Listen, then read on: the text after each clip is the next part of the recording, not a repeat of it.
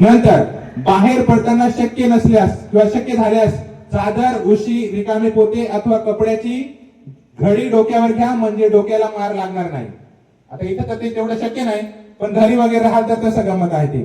उंच इमारत माडीवर असाल तर शक्यतो खाली मोकळ्या जागी जा. म्हणजे जसं आपण बिल्डिंग मध्ये आहात तर तुम्ही कुठे जाणार आहे? मोकळ्या जागी जाणार आहात. नंतर रस्त्यावर थांबा, इमारतीचा आश्रय घेऊ नका. म्हणजे काय की समजा तुम्ही खाली उतरले पण तुम्ही ह्या पोर्च मध्ये थांबले तर इथं पण धोका आहे का हा पोर्च खाली पडण्याचा, बरोबर? तर तुम्ही कुठे जाणार? मोकळ्या जागेत जाणार. रस्त्याच्या कडेला असलेल्या इमारतीच्या बाजूने पळू नका. आता बाहेर जाण्याचा काय आपला विषय नाही. नंतर उंच व जुन्या आणि सलग असणाऱ्या इमारतीपासून दूर राहा.